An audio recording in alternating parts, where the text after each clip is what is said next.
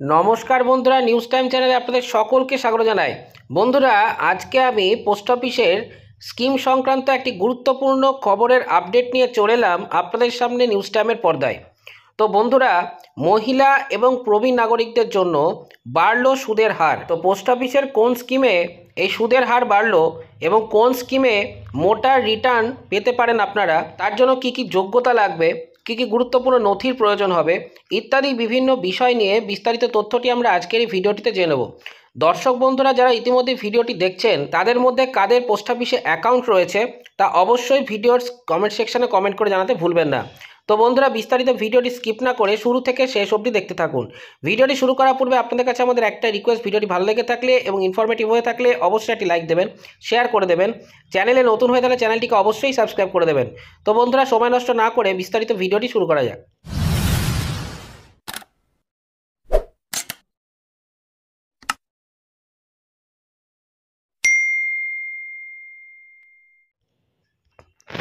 সময় যত গড়াচ্ছে শেয়ার মার্কেটের টাকা বিনিয়োগের প্রতি ঝোঁক বাড়ছে দেশবাসীর। এখানে কম সময়ে যেমন বেশি টাকা হাতে আসে, তেমনি শেয়ার মুখ থুবড়ে পড়লে ক্ষতিরও আশঙ্কা প্রবল। তবে সেসব ঝুঁকিকে দূরে সরিয়েই শেয়ার মার্কেটেই এখন দেশবাসীর ভরসার অন্যতম কেন্দ্র। ধীরে ধীরে সরকারি এবং বেসরকারি ব্যাংকে গ্রাহকের সংখ্যা বাড়লেও দেখা যাচ্ছে সেভিং স্কিমগুলির উপরে আস্থা একেবারে তলানিতে ঠেকছে। কিন্তু ব্যাংকের উপরে আস্থা না থাকলেও পোস্ট অফিসের বিভিন্ন সঞ্চয় প্রকল্পে মানুষের আগ্রহ প্রতিদিনই বেড়ে চলেছে। এর মধ্যে এমন কিছু প্রকল্প আছে যেগুলিতে ছোট থেকে বড় অঙ্কের টাকা বিনিয়োগ করে মোটা অঙ্কের ফায়দা পেতে পারেন বিনিয়োগকারীরা। জানা গেছে এবারে প্রবীণ এবং মহিলাদের জন্য বড় সিদ্ধান্ত নিয়েছে ভারতীয় পোস্ট অফিস। ছোট সঞ্চয় প্রকল্পগুলোর সুদের হার প্রতি 3 মাস অন্তর সরকার পুনর্বিবেচনা করে।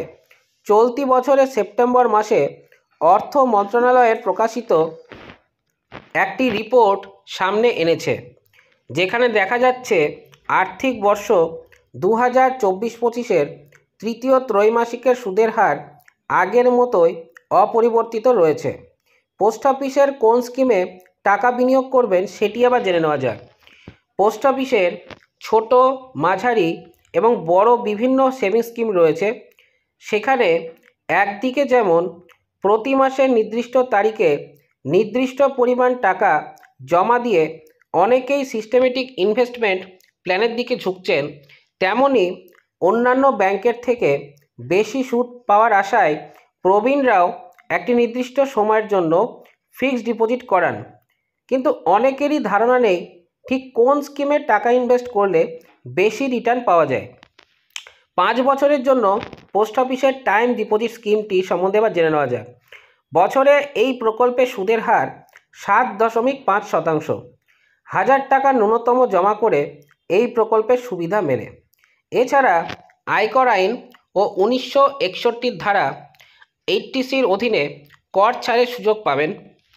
এছাড়াও প্রবীণদের জন্য রয়েছে সিনিয়র সিটিজেন সেভিংস স্কিম। এই স্কিমে ত্রৈমাসিকে বার্ষিক সুদের হার 8.2%, যা প্রবীণদের জন্য খুবই উপকারী। প্রবীণ ও অবসরপ্রাপ্ত মানুষরা এই স্কিমের জন্য 1000 টাকা খরচ করে আবেদন জানাতে পারবেন। এই স্কিমে সর্বাধিক 30 লক্ষ টাকা বিনিয়োগ করা যায়। সুকন্যা সমৃদ্ধি যোজনা। কন্যা সন্তানদের অভিভাবকদের জন্য এই স্কিম অত্যন্ত গুরুত্বপূর্ণ। 18 বছর পেরোলে তবেই প্রকল্পটির মেয়াদ পূর্ণ হয়। চলতি ত্রৈমাসিকে এই প্রকল্পে বার্ষিক সুদের হার 8.2%। 80C-র অধীনে কর ছাড়ের সুবিধাও মেলে। কিষাণ বিকাশ পত্র। এই স্কিমে ঝুঁকি কম, লাভ বেশি।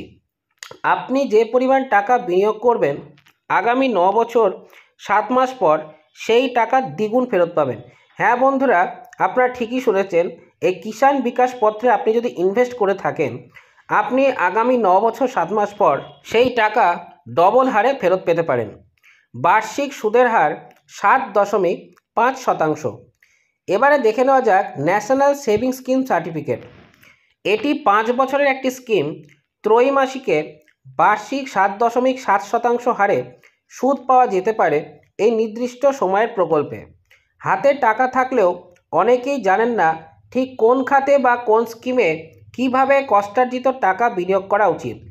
অনেকেরই অভিযোগ, সরকারি ও বেসরকারি ব্যাংকে সেভিংস স্কিম থাকলেও তা থেকে লাভের অঙ্ক তুলতে পারছেন না গ্রাহকেরা।